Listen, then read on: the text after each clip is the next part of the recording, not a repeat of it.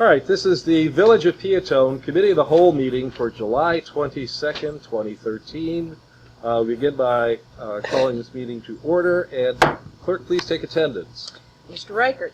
Here. Mr. Hupke. Here. Mr. Wicker. Here. Mr. Hack. Here. Mr. Callahan. Here. Mr. Forsythe. Okay, let the record show that a quorum is present, and we may officially conduct business, the first order of which is the approval or corrections of the minutes from the June 24th, 2013 Committee of the Whole meeting. Trustees, you have them in your packet. I will entertain a motion to approve the minutes as presented, or if there is need for correction, please let us know what that might be. Motion to approve. Motion by Trustee Hupke to approve the minutes as presented, seconded by Trustee Wicker. Clerk, please call the roll. Mr. Hupke. Yes. Mr. Wicker. Yes. Mr. Hack. Yes. Mr. Callahan. Yes. Mr. Reichert. Okay. Motion carries. Minutes officially approved and become the record of the Committee of the Whole meeting for June 24th, 2013. George, do you have an introduction to go with this? We have representatives here from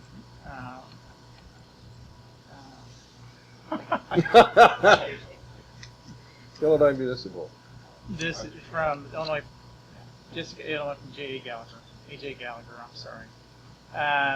They're putting together a consortium, a cooperative group of communities that have of their clients who have a good loss record on property liability. They've invited us to participate in a study. It's my understanding it's at the stage now where they're just asking people if they want to learn more about it and receive a proposal. An actual decision to participate will come at a later date after we have more information and costs. Is that correct? And I will let Jessica do the talking from here on out. Yes. Yes, anybody need a copy? If you don't have yours with you, it was in the back of your packet.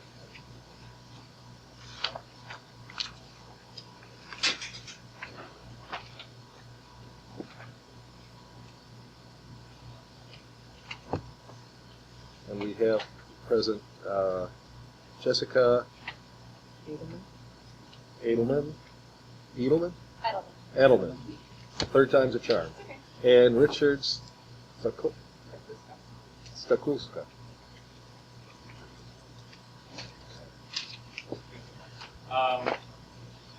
We're going to try to go through this real quick because I know you guys have not only this meeting but another meeting afterwards.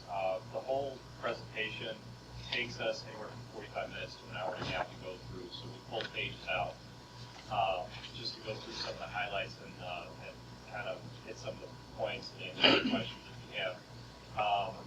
Basically what we're asking for today and at your later meeting is to go forward with an option to what your current program proposal is going to be in October, November, December.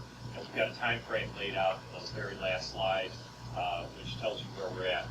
But just to get you up to speed here real quick is that we started this whole process early on. We had a meeting on May 10th, May 22nd, and then our last group meeting was at Whole City a week and a half ago. And as of today, we have 13 cities that have already said that they want to move forward with this. Out of there was 13 originally, or 14 originally, and then those couple others that joined in afterwards. So out of the 16 or so, 13 or 30 said that they want to move forward. And again, this is only to ask for permission or your approval to go ahead and offer another alternative when your renewal comes in October. If you want to start on that first page, the program is called the Illinois Municipal Insurance Cooperative. That's the name we gave to the program in the design study. On the next page, on page 2, we just kind of pulled some pages to go over with you. So you have to go through the whole presentation. We did for 2 hours, so I'm trying to make it short and sweet. Page 2, these are the original 14 of our clients that we looked at. We had to qualify all of the clients that we were looking to put into this program based on excellent loss ratio and good account management in terms of loss control for each municipality involved. After these original 14, we've also had Whole City Wilmington, Braidwood, and Minnesota expressed interest in looking at this design study, so a total of 8 teams that we're looking at right now. Next page is the current totals that we started off with the original 14 members, a little over 341 million total value, 684 vehicles, 332 police officers, and a little over 41 million in total payroll with the 14. How we got here, just to go over, Rich had mentioned, some of our clients were interested in pooling the property and liability insurance together as a means to bring down the premium. So we gathered the information that we already had on hand and did a design study to see if this would be something that would be beneficial for all parties involved. It was, so that's why we started these meetings in May. On the next page, page 5, a lot of what has happened since we started getting a lot of our clients in the area. Peotone has been with us for 2 years. Since that time, investment income is down. No municipality is receiving any governmental backing from the state, so money's tight. So we're just trying to do everything possible to try to save some money. Next page, which shows the, what we call a chart. It's the risk management control continuum. Everybody in our program, all of our clients right now are on the left-hand side, which is called a conventional insurance program, which means that you're pretty much paying either $1,000 deductible, $2,500. Some are paying $5,000 deductible. I inserted about 3 pages into yours just for definitions, rules, and things. So you need Okay. to go to page 9 to Page reference 9. what he's discussing. Thank you. I'm sorry. Because They I'm were looking. flipping pages lost because I We put should go it. over those pages too. We can tell what they are. No, it's okay. That's my fault. I'm sorry. That's okay. When you look at a group plan, there's a number of different things you look at is where the premiums are right now. You're in a situation where you have very little control over your destination, meaning that like 90-95% of your costs are premium costs. If you look on the far right-hand side of the graph, that's pure self-insurance. That's where you have larger companies in the Fortune 100. The state of Illinois is fully self-insured where they don't buy any kind of insurance whatsoever. They pay everything out of pocket. What we're proposing here is something in the middle that has a self-insured retention or higher deductible for the group as a whole. Yet it protects the group on an individual claim basis and also on an annual basis, so you know what the cost is going to be, and it's budgetable. So you're going to have a set amount, and it's going to be fully funded at the beginning of the year. So there's not going to be any kind of assessments or potential for additional payments at the end of the year. It's a capped program. And the way I like to explain this is that if anybody's ever worked with self-funded health insurance plans, same thing. You have a per family deductible, and then you also have an annual deductible, per visit deductible, and you have a per family deductible. So same concept. You're never going to pay anything more than that out of pocket. The next page is all the coverages that we are going to include in the program, except for the workers' compensation. We decided to put that off until next year. That is something that's online. If this program goes up and running, we will look at. We wanted to make sure that the coverages in the program everyone is utilizing. If a certain municipality has something outside of these coverages, that they purchase it separately as to not charge the entire group for coverages that everyone needs. Next page, some of the benefits of these programs, and we have, I think, 28 different programs right now. We just added another one July 1st in Minnesota. But what happens is that as these groups mature and go down the road, they find out that they can use their buying power to do other things such as cyber risk, they do appraisals, identity theft, pollution liability, and there's things like crisis management, kind of users liability programs. On an individual basis, they're a little bit expensive to do, but on a group basis, you can basically spin off and do these things and provide more coverage than you can get, from travelers or trying it for Hartford or whatever. But a lot of these programs come from purchasing cooperatives. So, next page is just some of the additional benefits of group purchasing. These are programs that were set up, a lot of them were set up in the mid-'80s. They've been around for 20, 30 years. They've been profitable. They've all returned money back to the members in terms of dividends, in terms of surplus.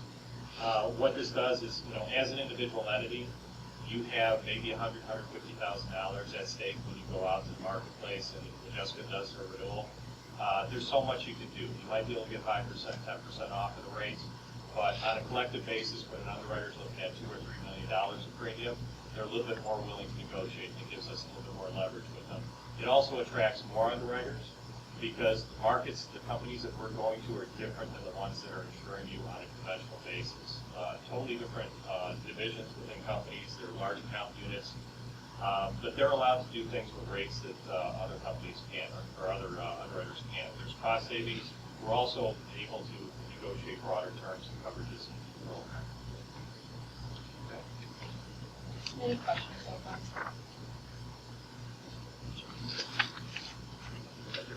Okay. I put together this slide that actually doesn't have a page number just because we've been asked what the difference would be. Is a lot of the members that we were looking at in here came out of the Illinois Municipal League, so what the difference between the two programs would be. The best one is probably the program is completely member-owned and operated with the assistance of multiple firms. We would actually work for the members that are part of this program. The program would be fully owned by whoever starts the program on 12/31 of this year. It goes up and running. We would help the executive committee of that program form the rest, the brokerage, the audit, the accounting, the claims administration, etc., and put that program together.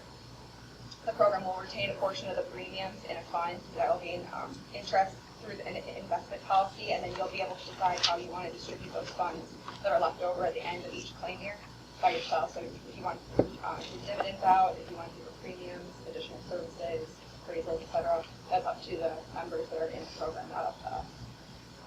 Another thing is the voice who is allowed into the program. The executive committee will actually be able to decide who is let in and who is not. We put everybody, the original 14, through a rigorous qualifying round, just to make sure that everyone was on the same page to start the program out. But the executive committee, when formed, will be able to decide how you want to go forward. If you only want to let certain municipalities under a certain population in, if you only want to let neighboring communities in, good loss ratio, etc., will help form those policies, but that is up to you as a member.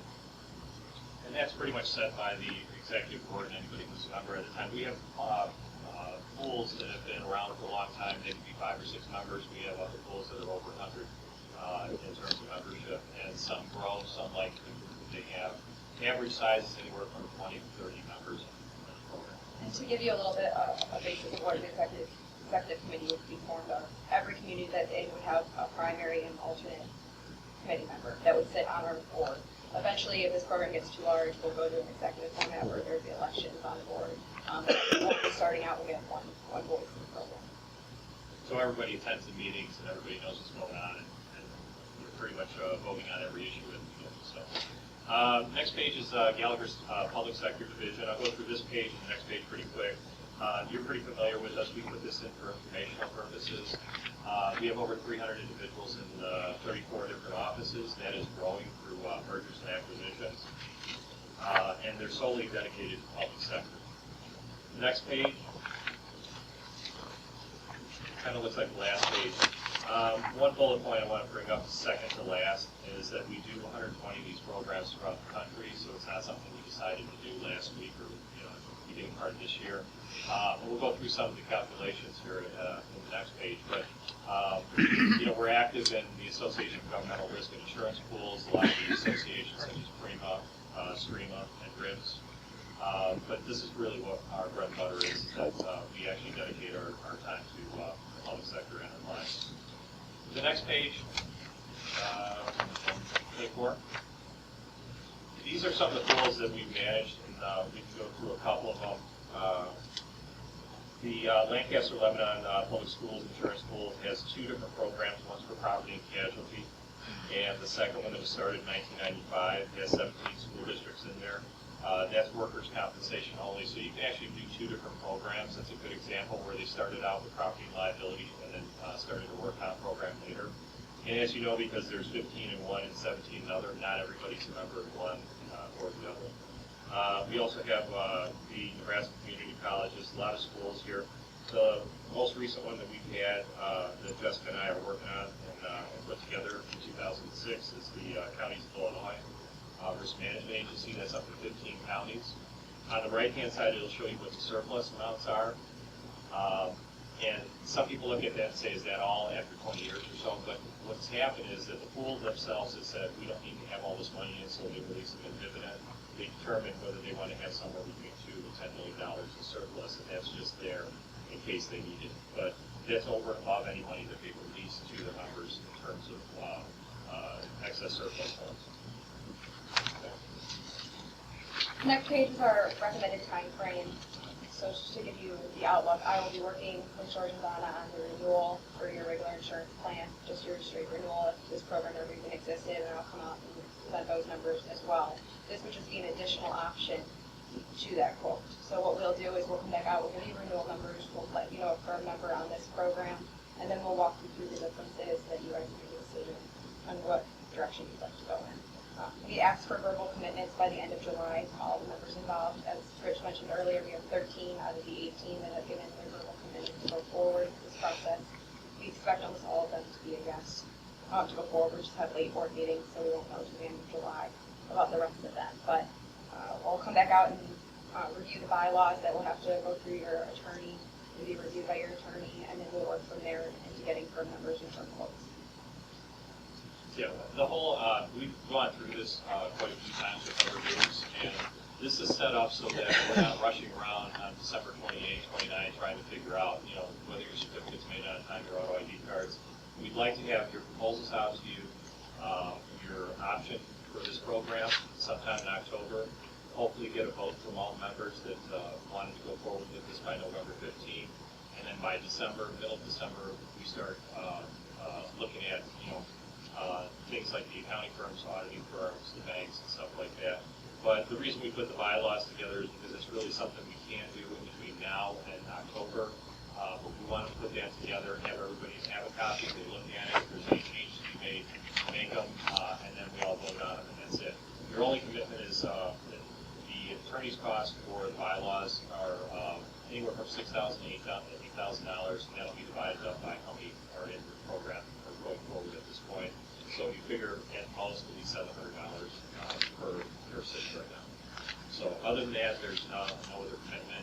Let's just say we come back with a quote, and in the cooperative is more than what your existing program is, then that's a decision you're going to have to make. My opinion is that if you're paying the same amount in the cooperative and in a traditional insurance company, you go with the cooperative because you have really no way of recouping any of the money that you send to your insurance company. With this, at least you have an opportunity to regain some of your underwriting profit through investment income and through loss control efforts. So it's the only way that you can really get money back because none of the companies out there give dividends anymore. So even if you can get a 5 to 10% dividend on your premiums that you've invested, that's better than what you're going to get from any insurance company out there. Okay. Trustees, I'm just going to do this for my own sake to make certain that I understand exactly what we're doing, and in the process, we'll get corrected and we'll all understand what I understand, maybe. What we're attempting to do here is something very similar to what we did with health insurance, in the sense that we found a group of municipalities to create their own group, thereby saving lots of money over what we were saving on health insurance. The liabilities that coverage that we have, and go back to page 10 on that one, these are, if you go back 4 or 5 years, we were with the Illinois Municipal League pool, and we suddenly saw our rates climbing dramatically every year because of poor risks in the pool. What this offers us is a more preferred group with less bad experience, therefore, in terms of claims, a lower amount of claims. Therefore, by participating in this, we should have lower premiums. We should have the ability to bank a little money for a rainy day fund or refund it, as he pointed out, per the decision of the members. And as was alluded to earlier, some of the groups that they've had in the past have chosen to rebate, pay dividends with part of the funds, and still build up a surplus for that unexpected catastrophic thing that may happen to the fund, to keep everybody from having to cough up a lot of money all of a sudden in 1 year. So is that the essence of what we're talking about here? That's perfect. And IPVC agreement is Gallagher, who is the same foundation called Gallagher program. Yeah, the currently who we switched to is represented also by this outfit, and what they're looking at is pulling the preferred provider, the preferred risks out to create an even better performance for those communities. So. Yeah, the one thing that we didn't put in here that was in the original presentations, we gave an illustration of the cost structure, but also the losses for the entire 14, and it's amazingly consistent. There's not a lot of volatility. We had one year where there was a tornado in Hawaii, and that was it. When we pulled that claim out of there, it was about as flat as can be. Usually when you see groups like this, you'll see them spike up, spike down, and kind of do this. But with it was really pretty stable over a 5-year period. So it was a good selection process that we went through. Okay. Do you have any of you have questions relative to understanding what it is that we're attempting to do here? I have a few questions. So, Bear with me. Initially, the plan is going to be funded by our own contributions. Now, in the beginning, that means we're going to have limited coverage, if you will. I guess the question is there any sort of backup if our claim should happen to exceed our contributions? Is there any way that we can have almost like a supplemental insurance as in the traditional program? You're going to fully fund the program for at least the first 5 years, so you're never going to be out of money. If you run out of money in any one of the first 5 years, there's a stop-loss policy that kicks in, and it converts the program back to a first dollar program like what you have. So there's a supplemental insurance in there. Exactly. There's a safety. Yeah. Okay. What happens to the share of surplus if the community leaves the program? Do they forfeit their additional contribution to the surplus? That's a decision that the executive board makes. Different pools have different philosophies on it. My philosophy personally is that if you paid into it, you're entitled to money back. There's other pools out there that say you have to be a member of good standing or to get a dividend back. And there's other pools that say if you leave, you're no longer entitled to it. Okay. So that should be established in the bylaws as they are approved by the group. Yeah, we don't make those decisions. That's made by the board. And a lot of times you don't make that decision when you're forming the pool. You wait until you're getting ready to start talking about dividends and stuff like that. I personally have been doing this for 20 years this year. I've never lost a member that went into a program. They never come out. And that's not typical. That's unusual for pools. Pools do go out and get, or members go out and get quotes. But out of the pools that I manage, I've never had a member leave. They have taken quotes, but they've never left the program because they realize the value of the program. One note, with respect to future membership, will that be something determined by the board itself in terms of either admitting or removing communities from the A lot of Well, times. let's be careful. You know, your hand gesture showed the village board, and I think the board he's no. talking about is executive board. Yeah. Yes. Okay. Yeah, the executive board. So each city, village is going to be represented by one individual who's appointed by this board. So one person, one alternate will show up at the meeting or come to the meeting. That individual will vote up or down for any members. As far as removal of any kind of members from the program, that's usually established in the bylaws, not what the process is, because you don't want to be that one person that everybody gangs up and says, hey, we don't want them in. So there's going to be steps that are taken. There'll probably be like a conversation that takes place about what's going on. There'll be a process for the time to correct the action. If you don't correct the action, there's an appeal process and stuff like that. It'll also come from a recommendation from us. We don't just expect everyone to know what's going on with every single member. So if we're bringing a member into the program, we'll come to you with a report and tell you this is who we found, or this is who we've been recommended, and who we think will be a good fit for the program. This is typically a multi-year commitment initially.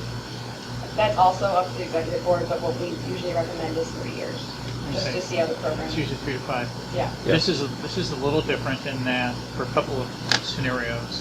One is you're talking about the potential of holding workman's comp into this mid-year through that commitment. It would be, we believe it to be a separate program, like we showed.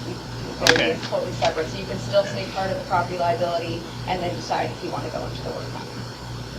We made that what's our recommendation. And I understand that the proposed membership all have good loss ratios and probably have for a demonstrable period of time. P&L is a little different than group health.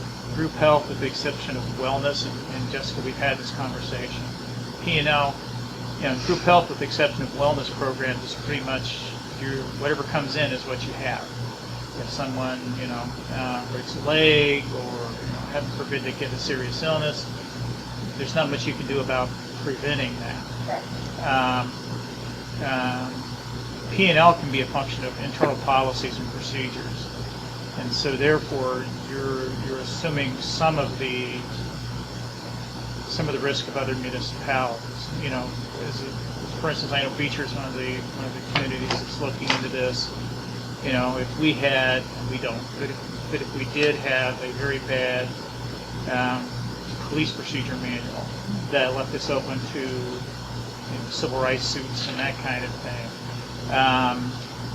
Beecher could then be taking some of that exposure. So I guess one of my questions is, aside from past history, how do we kind of temper or remove that exposure from what other communities do? I'm not saying this is a bad program. I just want to get my head around that part of it. Well, and we haven't seen a pattern anywhere. Usually when you try to pinpoint a pattern, you're going to see multiple claims coming from the same entity, from the same member, and they're going to be all the same type. So like when you see a rash of employment-related claims, that means there's something going on. And it could be a number of things. There could be layoffs, there could be terminations, there could be a change in administration, there could be somebody out there just terminating people without consulting counsel. It's just about anything else.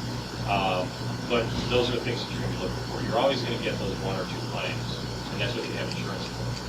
But when you see a pattern developing, then you need to address that pattern. A lot of our members in these programs realize that they now have a mistake in the program, and there's a way to prove the losses in the program. Because before, going back to the analogy, you would pay the insurance company, and the check goes out the door, and that's the last you see of it. But now, all of a sudden, if you control your losses, that's money that you can keep when it stays with you. So. As far as our internal controls go, everyone had to fill out an application. I mean, we know everyone's internal controls. That was part of the process, was seeing that they had the loss control procedure in place. I mean, that was part of the initial qualifying round. When we went out to another municipality, they asked if they could see a list of what kinds of internal controls we were looking at, and I could provide that to you. That list that we used for qualifying. That was important to us. But. And one of the things that we do for our counties too is that we implement a loss control program, and this is contracted out with the group. But the first step is to go into each member and to each county and to do a risk assessment. And then in 60 days, that rep will come back and identify the strengths and the weaknesses, and then they'll start with the formal process of setting up a safety committee, addressing those things. Then they'll come back and say maybe 3 months and see how you're doing with that. But it's really to kind of take it from scratch and go forward and see where you need to improve. Okay, so one of the things you're saying is, once we are part of this group, then we will, you will be supplying services that, in essence, help us find where we could do the job better in terms of risk management, and then provide the necessary training and so on for staff or policy or... Yeah, you actually have more input into a program like this because you can determine what kind of training schedule you want to have, as opposed to, like, with the travelers will come out and do defensive driving training. And you're going to say, well, that's nice, but what else do you have? And then they'll say, well, we've got sexual harassment training. And then your response is, well, we don't have any sexual harassment claims either. Now, but, if you identify some of the things that you really want to focus in on, the hot topics right now are really OSHA, OSHA issues. So, you may want to say, okay, I think every member needs to do this, or we need to address, say, maybe our property loss control or something like that. And identify what's important to you and tell us what you want done, as opposed to the insurance company coming out here and saying, here's what you're going to do, and here's what we're going to do. So, I think that the initial assessment is the most valuable in any part of that, just because I feel a lot of municipalities don't know where they're hurting and don't know where some things are going on. So that assessment really lets everybody know where they can do better. Other questions?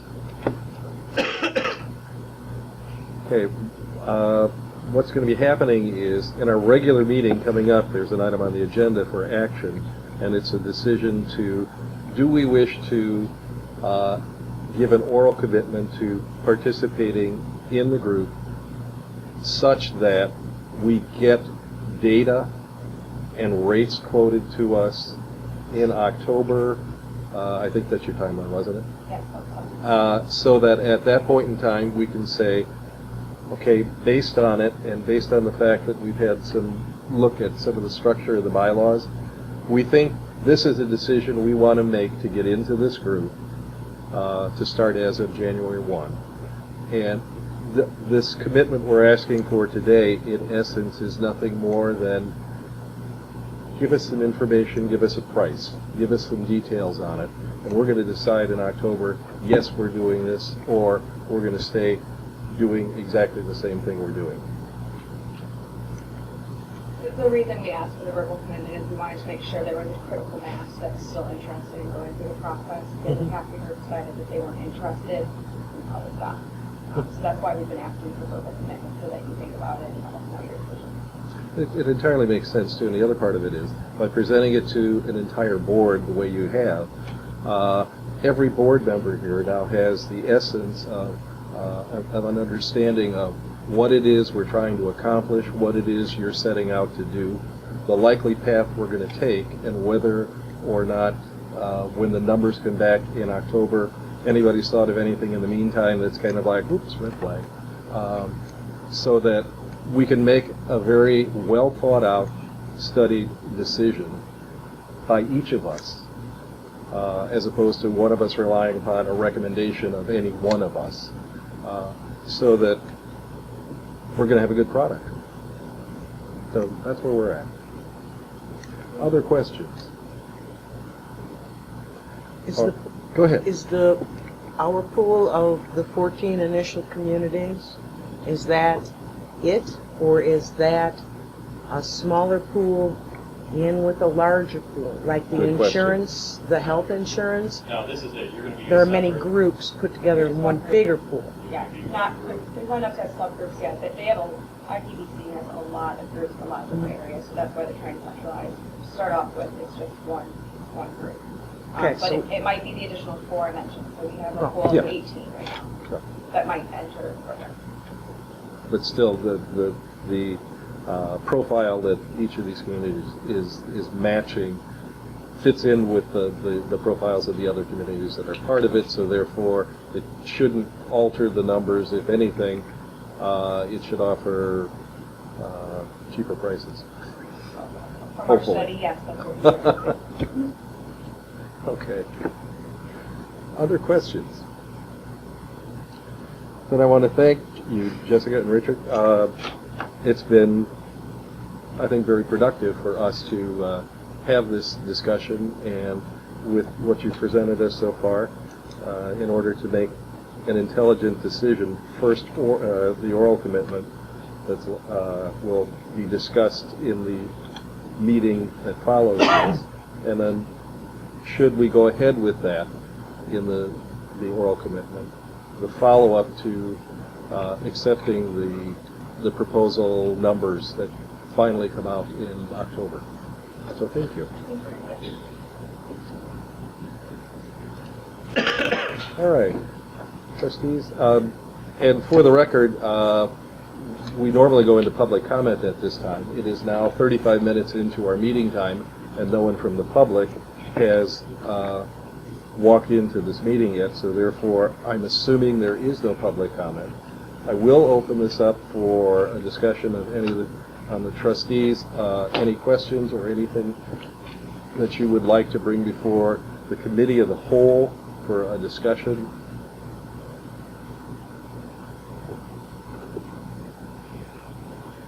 Hearing none, I will entertain a motion to adjourn the July 22 Village of Peotone Committee of the Whole meeting. Motion by Trustee Forsythe to adjourn, seconded by Trustee Hack. Clerk, please call the roll. Mr. Forsythe? Yes. Mr. Hack? Yes. Mr. Wicker?